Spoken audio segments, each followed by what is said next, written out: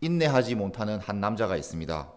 타고난 기질이 급한데 이 부산에서 운전을 배우니 인내는커녕 어떻게 하면 조금이라도 더 빨리 갈까 궁리합니다. 퇴근 시간 문현동에서 점포동을 지나 양정까지 넘어가는데 차들이 꽉 막혀 서다 가다를 반복합니다. 자기는 2차선에서 잘 가고 있는데 3차선에서 한 대가 자기 앞에 끼어듭니다. 그냥 가면 되지 왜 이렇게 끼어드냐라는 생각에 경적을 울립니다. 끼어들어봤자 뭐 1분도 채 빨리 못 가는데 도대체 왜 저렇게 하는지 이해할 수 없어 자기도 옆에 있는 차들 차선에 끼어들고 있습니다. 인내하지 못하니 집에 가서 저녁을 느긋하게 만들어 먹을 생각은 없습니다. 지나가다가 드라이브스루에 가서 그냥 쉽게 먹을 수 있는 패스트푸드를 먹습니다. 집에 와서 휴대폰으로 인터넷을 하는데 인터넷이 빨리 되지 않는 겁니다. 조금이라도 빨리 되지 않으니 왜 이러지 하며 집에 있는 인터넷 속도를 당장 바꿀 수 있는 요금제로 바꾸었습니다.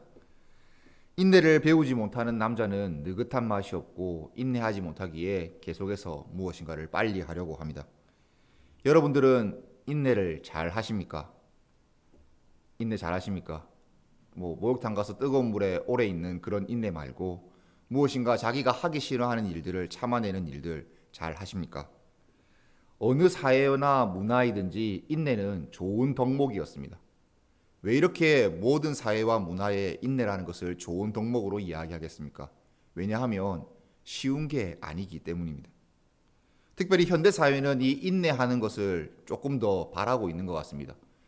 그런데 조금 이상한 것이 무엇인가 빨리 정확하게 하는 것을 높은 가치로 쳐주지만 인내하는 사람을 바라고 있습니다. 직장에서 일하는 청년들 이야기를 들어보면 이렇습니다.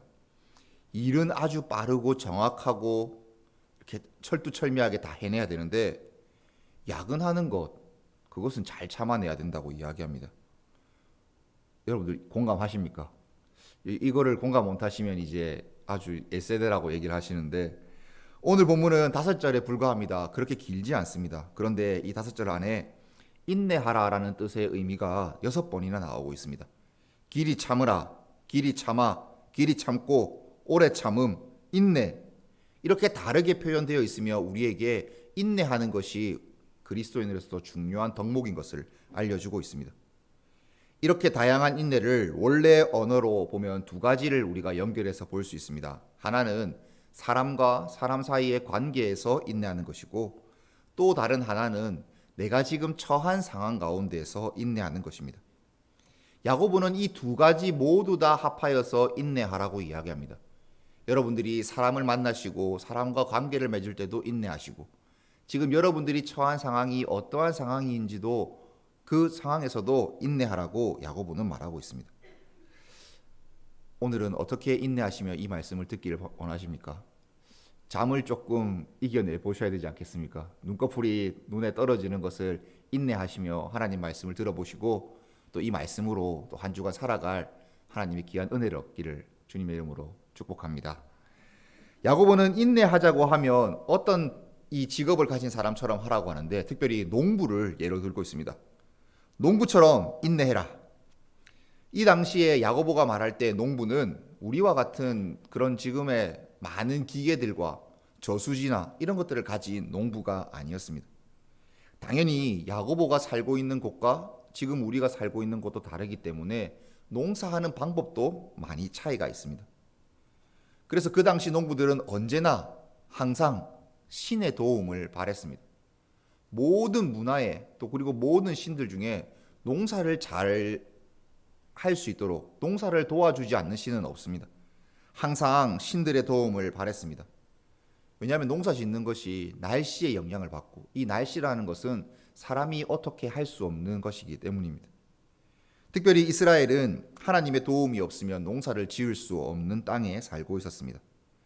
신명기 11장 14절에 하나님께서는 그 백성을 축복하시고 그 백성들이 하나님의 뜻대로 살 수 있게 하실 때 축복하는 그 말씀을 하십니다.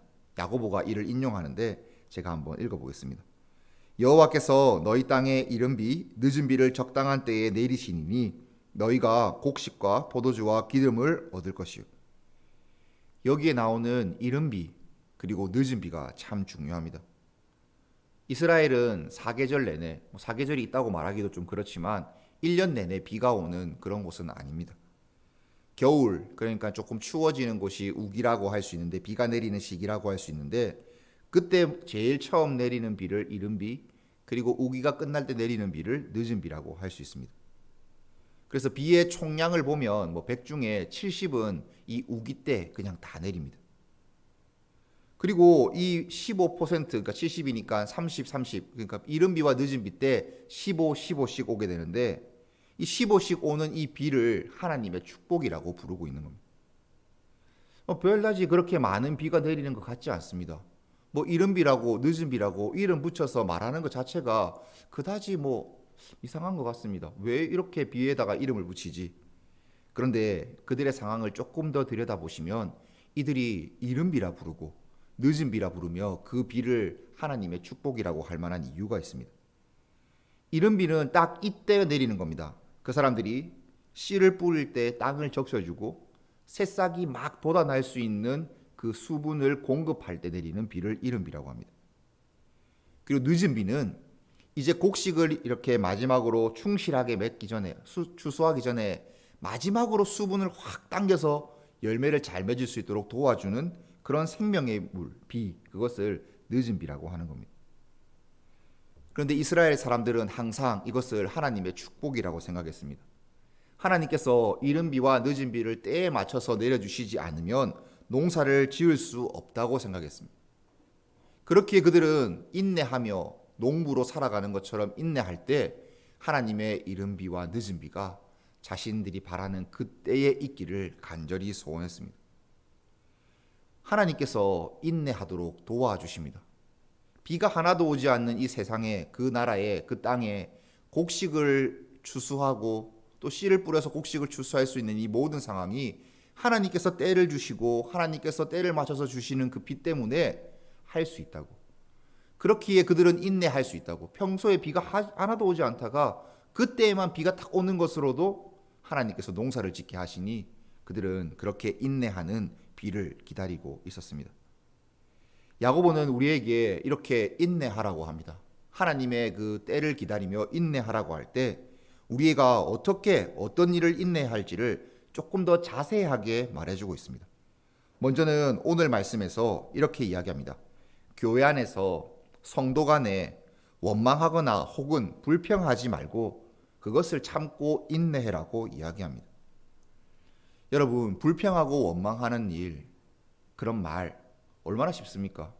책임이 없으니까 그냥 내뱉으면 됩니다. 그런데 그 내뱉은 말은 정말 그 곡식의 결실을 맺는 것을 방해하는 잡초와 같이 한번 내뱉으면 어느 순간에 그 곡식 주위에 무성하게 나오고 있습니다. 잘 자라고 있는 싹이나 나무 옆에서 중요한 양분을 뺏어 먹어 그 곡식들이 제대로 자랄 수 없도록 합니다. 잡초는 아무리 많이 자라도 잡초고 아무리 많이 있어도 우리가 먹고 그것으로 힘을 낼 수 없습니다. 다 뽑아내야 됩니다. 잡초 같은 사람들 어떻게 되겠습니까? 잡초와 같이 이렇게 교회를 원망하고 불평하는 사람들의 말들 어떻게 되겠습니까? 9절 말씀에 야고보가 아주 강하게 경고하고 있습니다. 형제들아, 서로 원망하지 말라. 그리하여야 심판을 면하리라. 보라, 심판주가 문 밖에 서 계시니라. 야고보가 이 말씀을 처음 사람들에게 편지로 보냈을 때나 지금이나 교회 안에 불평하는 일들은 항상 문제였습니다. 그때도 있었다는 것이 좀 슬프기도 합니다. 그런데 지금 우리의 상황을 보면 그다지 놀랄 만한 일도 아닌 것 같습니다.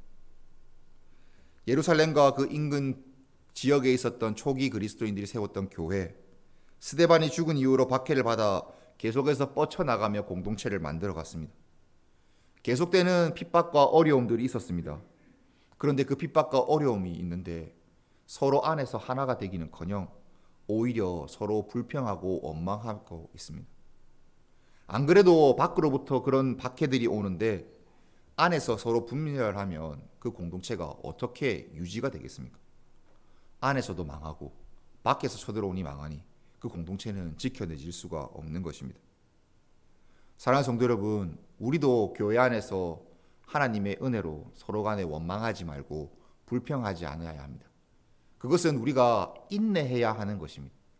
처음에 말씀드렸던 것처럼 내가 원한다고 될 수 있는 것이 아니라 하나님의 은혜의 때가 그 때마다 원망과 불평이 터져 나올 때마다 있어야 가능한 것입니다.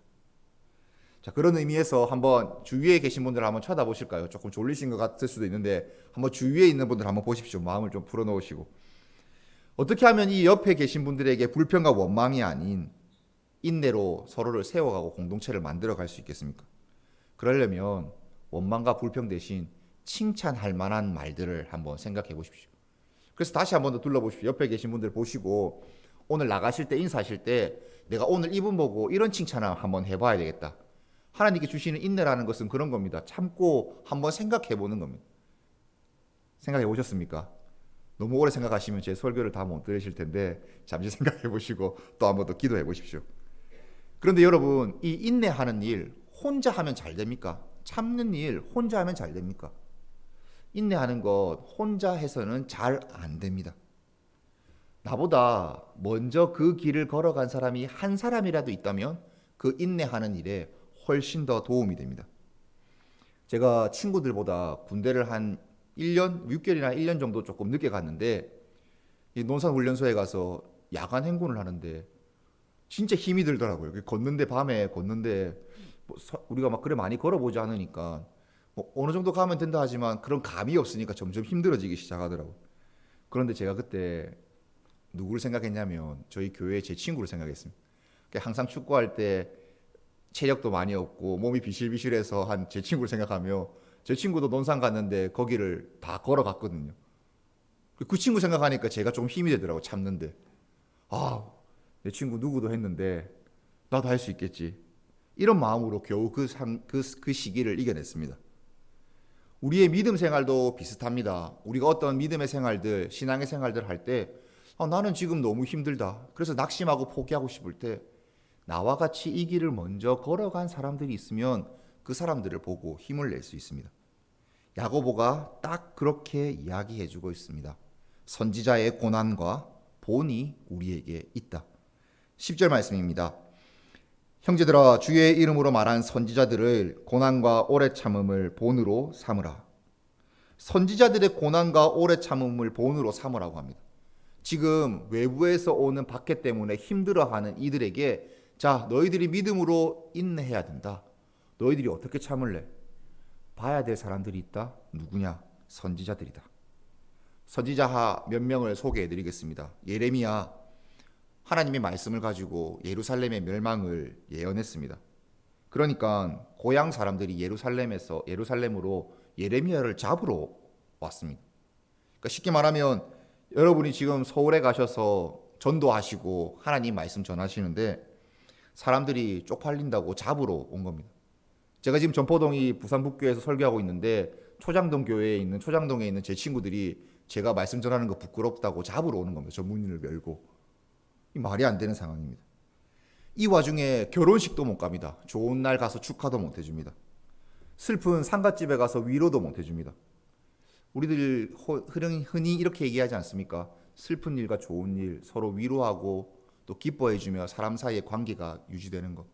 그래서 결혼식 가는 것, 장례식 가는 것 아주 중요하게 생각하고 하시지 않습니까? 그런 아주 중요한 일도 못하게 합니다. 에스겔 선지자는 어떻습니까? 제가 한번 다른 교육자님들하고 이야기하다가 어떤 선지자가 제일 불쌍한가 얘기할 때 저는 에스겔이라고 얘기했습니다. 한번 들어보십시오. 예루살렘과 남유다가 이제 멸망해서 사람들이 포로로 끌려가게 될 것 에스겔이 예언합니다.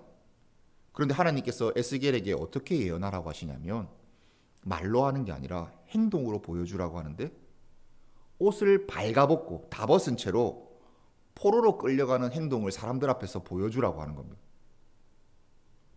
홀딱 벗고 줄을 차고 끌려가는 모습을 사람들에게 보여주랍니다.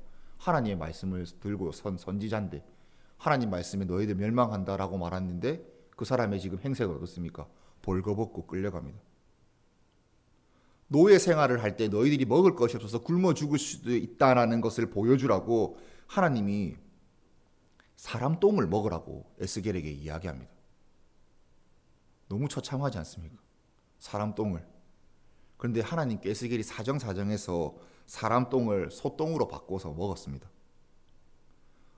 갑자기 다 큰 어른이 벽돌을 구워서 벽돌로 성벽을 만들고 성벽을 무너뜨리는 일을 합니다. 무슨 아이들처럼. 다 큰 어른이 그렇게 하면 사람들이 뭐라 생각했습니까? 정신 나갔네라고 생각하지 않겠습니까? 온몸에 털이란 털도 담입니다. 그것도 사람들에게 보여줍니다. 이렇게 참고 인내하며 하나님의 말씀을 전했던 선지자들의 그 고난과 본을 보고 따라라고 하고 있습니다. 신약 성경에 오시면 히브리서에서도 이렇게 이야기합니다. 성경에 나타난 허다한 증인, 셀 수도 없을 만한 많은 증인들을 떠올리며 그들이 하나님을 믿는 믿음으로 인내해서 선물을 받았다고 합니다. 히브리서 11장 36절에서 38절까지 말씀입니다. 이 말씀 한번 함께 읽어보도록 하겠습니다. 한번 함께 읽겠습니다. 시작. 또 어떤 이들은 조롱과 채찍질 뿐 아니라 결박과 옥에 갇히는 시련도 받았으며 돌로 치는 것과 톱으로 켜는 것과 시험과 칼로 죽임을 당하고 양과 염소의 가죽을 입고 유리하여 궁핍과 환난과 학대를 받았느니 이런 사람은 세상이 감당하지 못하느니라. 그들이 광야와 산과 동굴과 토굴에 유리하였느니라. 성경은 늘 믿음으로 인내하며 살아가던 자들의 본을 우리에게 보여주고 있습니다. 사랑하는 성도 여러분, 여러분들이 예수님을 믿는 것 때문에 교회 밖에서 여러분들을 괴롭히고 박해하는 사람들의 그 어려운 상황들 가운데 이들의 믿음의 본들, 이들의 고난들을 보고 참아내는 힘들을 얻으시길 바랍니다. 왜 요즘 그렇지 않습니까? 믿는 사람이라고 얘기하면 어떻게 하면 더 한번 이용해 볼까? 어떻게 하면 한 번 더 저 사람들 착한 사람이겠지라고 하며 이용해 볼까 하고, 우리가 조금이라도 어긋난 행동하면 손가락질하고, 그렇게 우리를 좋게 봐주지 않는 이런 세상 속에서 여러분들 세상에서 살아가실 때 얼마나 힘들고 긴 한 주 하루를 살아가십니까? 그럴 때 힘드실 때마다 믿음의 조상들, 고난의 본들, 이들을 바라보며 힘을 얻으시기를 바랍니다. 그리고 욥의 인내도 한 번 더 소개하고 있습니다. 욥은 이런 사람이었습니다. 하나님께서 모든 좋은 것을 하나님 마음껏 주셨다가 하나님이 하나님 뜻대로 다 구워두고 가신 사람입니다. 친구들과의 대화를 통하여서 무너져 버린 그 욥은 그래도 하나님을 의지하는 말들을 합니다. 그리고 그 고통 가운데서도 하나님을 만났고 이렇게 하나님을 고백합니다. 내가 주께 대하여 귀로 듣기만 하였사오나 이제는 눈으로 주를 배움나이다. 그러므로 내가 스스로 거두어드리고 티끌과 제 가운데에서 회개하나이다. 그는 이제 자기가 회복되는 것, 부자가 다시 되는 것을 바란 것이 아닙니다. 물질이 더 많아지는 것을 바란 것이 아닙니다. 이제는 하나님을 내가 실제로 배웁다라고 말하며 하나님을 만나고 아는 것을 더 기뻐했습니다. 예수님이 말씀하신 것처럼 영생은 곧 유일하신 참 하나님과 그가 보내신 예수 그리스도를 아는 것입니다. 인내하는 것, 여러분들이 참고 견디시는 것, 믿음으로 살아가는 성도로 살아가기에 힘들어 고난 가운데 참으시는 것, 그 모든 것들 하나님을 그리고 예수님을 더 알아가시는 길이 되기를 바랍니다. 욥의 이야기에서 이어지는 11절이 참 의미심장합니다. 이 모든 인내를 다 이룰 수 있도록 하는 일, 누구 때문에 가능한지를 알려주고 있습니다. 11절 말씀도 한번 함께 읽어보도록 하겠습니다. 함께 읽겠습니다. 보라, 인내하는 자를 우리가 복되다 하나니 너희가 욥의 인내를 들었고 주께서 주신 결말을 보았거니가 주는 가장 자비하시고 긍휼히 여기시는 이시니라. 아멘. 욥의 인내는 다른 어떤 존재가 준 결말이 아니라 주께서, 하나님께서 주신 결말입니다. 욥이 잘 참고 잘 견뎌서 주신 결말이 아니라 어렵고 힘든 가운데에서도 그냥 묵묵히 그 길을 걸어갈 때 하나님께서 그냥 그 욥을 불쌍히 여겨서 주신 하나님의 결말이었습니다. 주님께서 자비하셔서 긍휼히 불쌍히 쳐다봐 주셔서 그런 결말을 허락해 주셨습니다. 그래서 우리는 오늘 등장하는 인내의 다른 면들을 살펴볼 수 있습니다. 긍휼이 많으신 주님께서는 여러분 잘 아시겠지만 욥이 그 욥기에 보면 하나님 원망하는 말들 참 많이 합니다. 친구들하고 이야기할 때 하나님께서 그에게 주신 말씀이 아니라 자기가 생각하는 대로 하나님을 재단해서 이야기하기도 합니다. 그런 원망과 불평과 독설이 가득한 욥의 인내, 그런 인내도 인내로 봐주셨습니다. 머리가 터지고 밤에 한잠도 못 자고 아프고 가렵고 힘들고 이해할 수 없는 그런 고통 속에서도 그가 하나님께 기도하고 했던 말은 뭔가 단단해 보이는 어떤 믿음의 말이 아니라 그냥 답답함 아니면 분통에 불과하던 그런 말이었습니다. 하지만 그는 그래도 하나님께 외쳤고 욥은 그래도 그렇게 하나님께 말했고 하나님은 이런 욥을 자신에게 붙어 있음으로 말미암아 불쌍히 여기시고 그의 인내로 이해해 주셨습니다. 그래서 사실 하나님 편에 보시기에 인내와 같지 않은 인내를 하는 욥을 보고도 하나님은 자비하시고 긍휼이 가득한 결말을 주셨습니다. 여러분, 인내하기 참 어렵지 않으십니까? 지금 당장에 오늘 이 문을 열고 가정으로 돌아가시고 또 내일 월요일이네요. 또 직장으로 가시고 많은 사람들 만나실 때 인내하는 일 쉽게 되지 않는 거 너무나 잘 알고 있습니다. 답답하고 힘들어서 화를 내듯이 말할 일들도 있습니다. 지금 우리가 처한 상황 때문에 이것들을 어떻게 해야 될지 답답하고 힘들고 어려울 때도 참 많이 있습니다. 그런 중에 제발 부디 여러분들이 우리 하나님만 바라보시고 그분만 붙들기를 소원합니다. 그분을 바라보시고 그분을 끝까지 붙든다면 우리의 인내 같지 않은 인내도 하나님께서는 인내로 붙들어 주실 것입니다. 사랑하는 부산북교회 성도 여러분, 인내하십시오. 성도의 인내는 단순히 참아가며 돌을 닦는 것이 아닙니다. 세상에 많은 사람들 돌을 닦습니다. 앉아서 과부자도 틀고 폭포도 맞고 매일매일 치성으로 그렇게 정성으로 인내합니다. 하지만 그들은 자신을 돌과 같이 만들거나 자기를 초월적인 존재로 만들기 위하여서 그렇게 인내하고 참습니다. 우리는 예수 그리스도 때문에 인내할 수 있는 사람들입니다. 예수님께서 우리에게 그 인내할 수 있는 능력을 주시고 우리를 붙들어 주셔서 인내할 수 있는 자들입니다. 인내하실 때 나의 힘을 의지하지 마시고 우리와 함께 하시는 성령 하나님, 그분이 주시는 그 능력을 의지하며 인내하시기를 바랍니다. 그래서 야고보서는 인내의 결말을 그 온전함이라고 이야기하며 하나님의 선물이라고 이야기합니다. 그 인내와 연단을 시작하시고 인내와 연단 중에서도 함께 하시고 인내의 결말을 온전함을 완성하게 하시는 그것은 하나님의 선물입니다. 야고보서 1장에 가보시면 이것을 그대로 이야기하고 있는데 야고보서 1장 4절과 5절 말씀입니다. 하나님의 말씀으로 들으십시오. 인내를 온전히 이루라. 이는 너희로 온전하고 구비하여 조금도 부족함이 없게 하려 함이라. 너희 중에 누구든지 지혜가 부족하거든 모든 사람에게 후히 주시고 꾸짖지 아니하시는 하나님께 구하라. 그리하면 주시리라. 하나님께서 인내하시는 우리 모두에게 하나님의 좋은 것으로 인내하실 수 있는 능력을 부어주시길 바랍니다. 하나님께서 주시니 인내하여서 귀한 결말을 누리십시오. 인내의 온전함을 이루며 한 주간 살아가시는 저와 여러분들이 되시길 주님의 이름으로 축복합니다.